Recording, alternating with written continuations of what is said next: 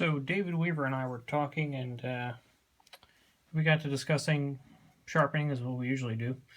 And in our conversations, he thought it might be interesting for me to show exactly what I do to sharpen a Western plane blade, say for the triplane. So finally, my triplane blade is dull enough that I'd like to sharpen it, and so I use Japanese natural stones to sharpen my Western blades and my Japanese chisels and plane blades.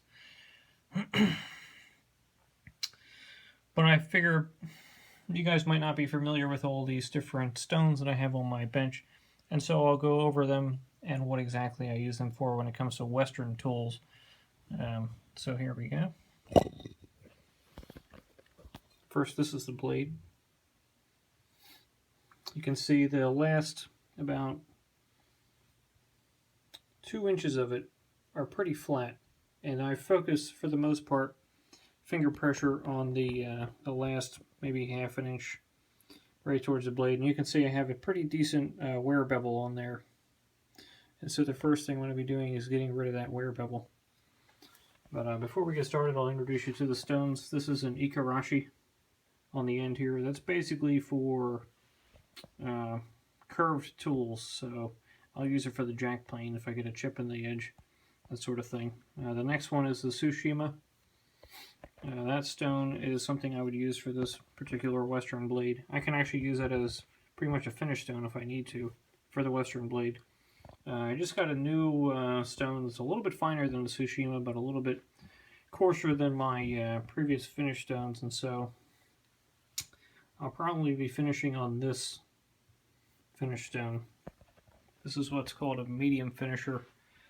It's kind of a nice moderate go-between a finisher, which is not necessary for everything, and a medium stone like the Tsushima, which is probably a little coarse. This is a Yaginoshima Asagi. Next stone up from that is the Shinden Suda. And finally, the Nakayama Asagi. We also have another stone over here I won't be using for this, and that is the Haka stone.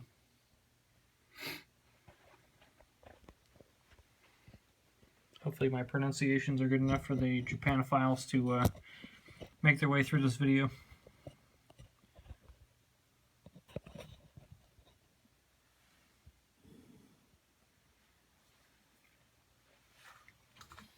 Most of these do not require slurrying for flat bevel tools. This Tsushima stone on the end is one that I actually can slurry if I prefer to for flat bevel tools, but not something I typically do. It just the slurry created is very thick, and so it's really not necessary. It'll actually make its own slurry pretty quickly. You can see it grabbing a little bit, taking that burr off.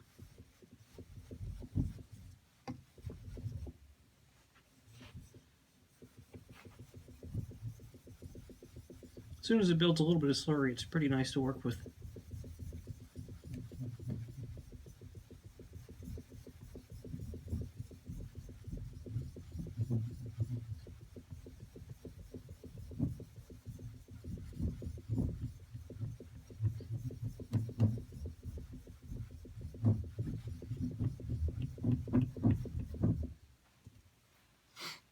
And the reason for not building a slurry is that you want to keep the stone basically working flat. Once you build a slurry, you're pushing around all that slurry, and you're no longer really working flat. You're going to create a dubbed edge, which is something to try to avoid. There's a lot less risk of that once you get to the harder stones, but in a stone like the Tsushima, there's a pretty substantial risk of that.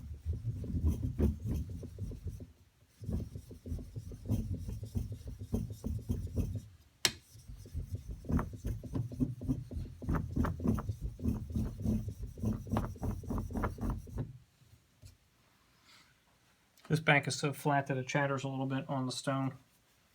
There's sort of a very fine in between too much and too little water on the stone, and I literally just put a couple squirts on there, and that's about it. You see that? Just a little bit of work was enough to completely get rid of that wear bevel.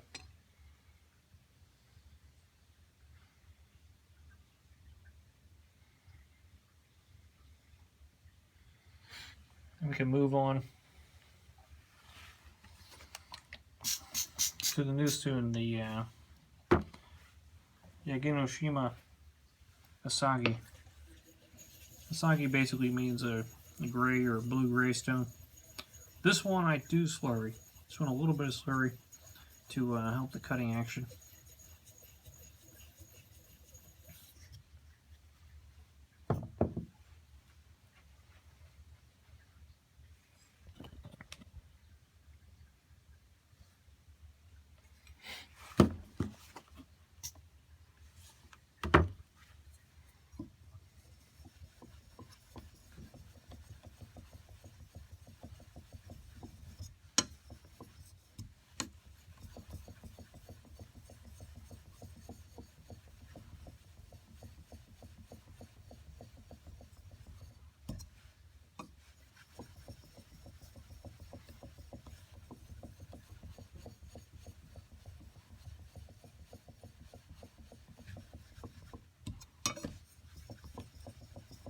I'm just pulling the slurry back underneath the blade to keep the stone wet primarily and keep it cutting.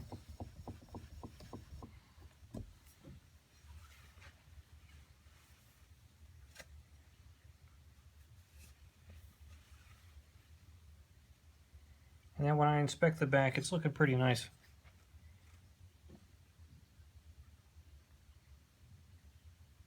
Right at that cutting edge there, that's what we're looking for.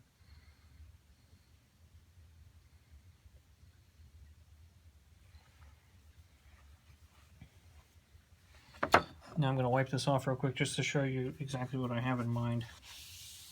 It's not something I normally do, but I want to show you the angle that I'm going to be cutting at.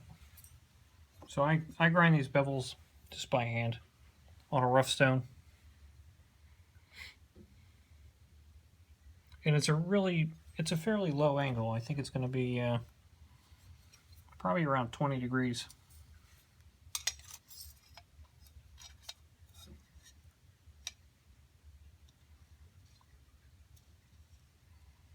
Oh, 15 degrees. So you see how steep that is.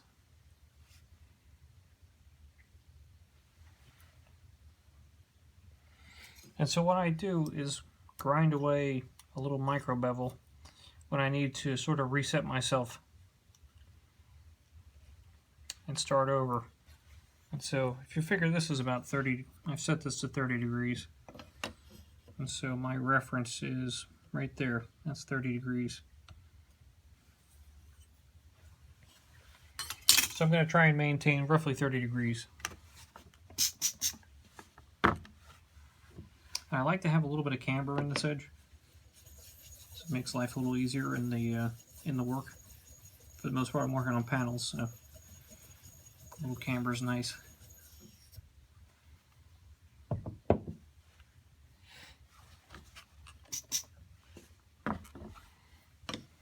So right about there is 30 degrees. We're at 15, 30.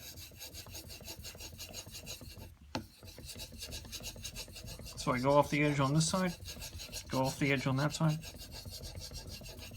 and that action creates a nice smooth camber. Plenty for what we have in mind.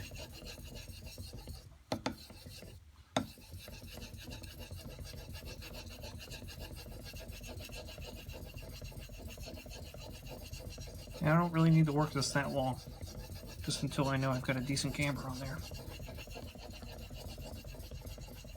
So I ground it off for this particular demonstration.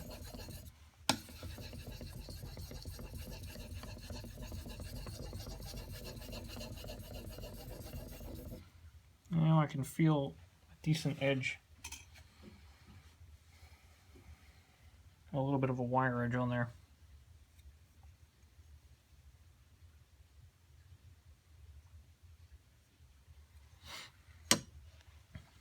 starting to form.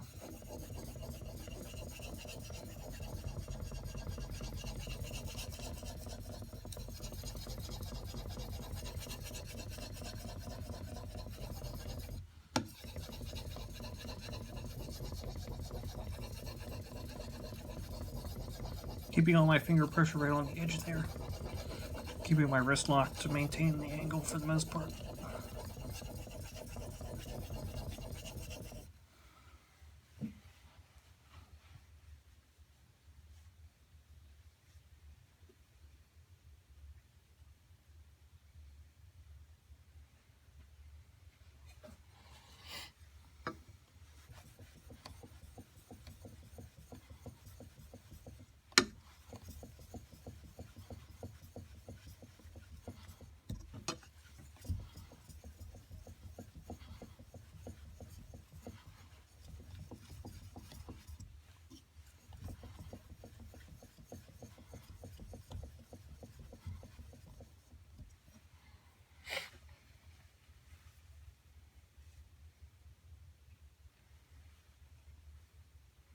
And the back of this blade should be nice and even all the way up to the cutting edge.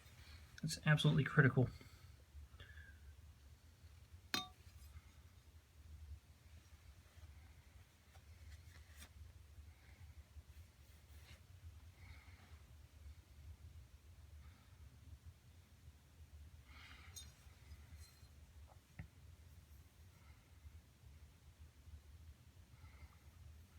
You should be able to not feel anything when you go off of that edge. Shouldn't feel a burr. If you do feel a little bit of a burr, you're not finished yet.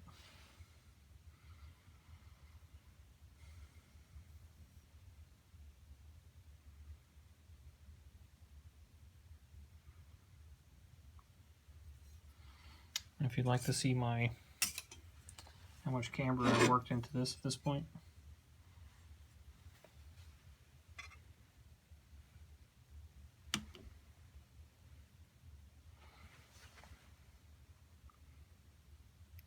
Just enough. I might add just a touch more. Then of course rework the edge, because normally I wouldn't stand my edge up on a hard steel straight edge right after I finish working it.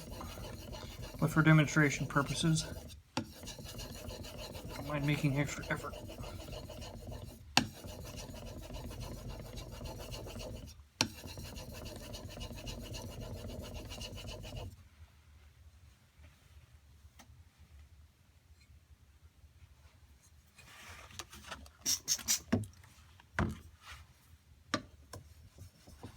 Notice a nice thing about Japanese natural stones, especially finishers, medium finishers, is that the good ones stay reasonably flat as you're using them. It doesn't mean that they arrive flat. Generally have to flatten them. And it doesn't mean that they stay flat forever, but they generally stay flat. Especially when you work, for the most part, except for the backs, work the full stone.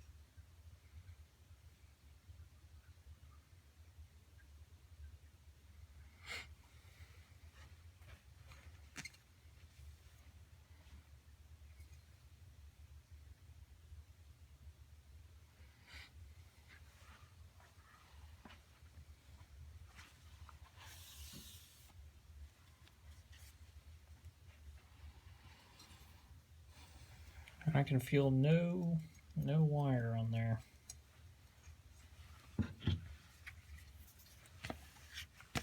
Doesn't bother the strap at all. Most of the times when I'm working with a Western tool, I'll just drop the edge before I put it back together, just in case there's any remnants of wire edge. Take those off.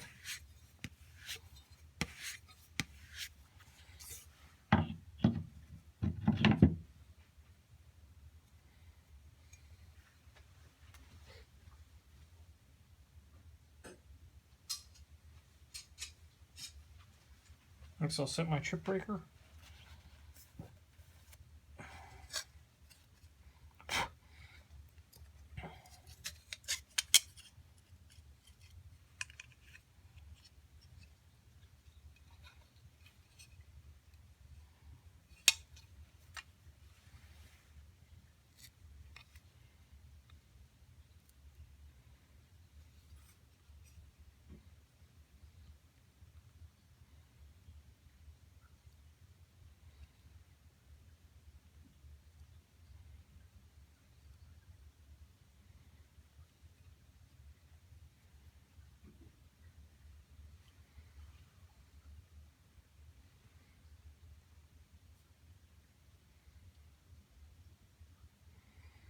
I said it's about like that because it actually tightens up a little further as I put that last quarter turn on it.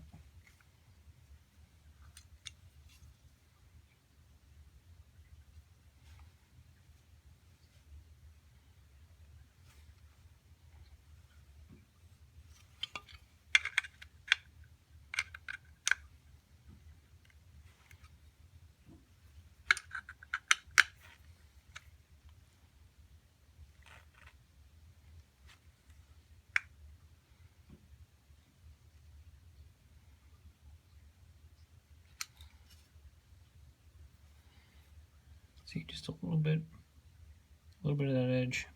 Some of the chip breaker is shining, so it actually looks like more than it really is.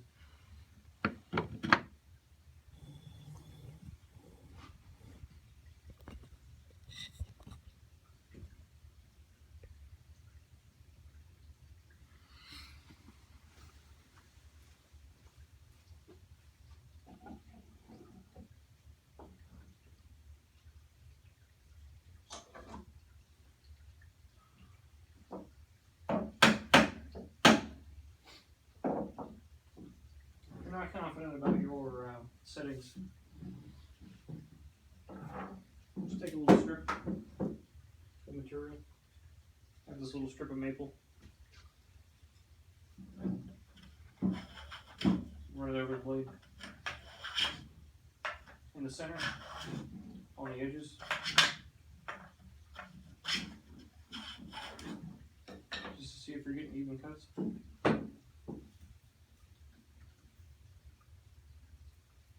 It's pretty handy.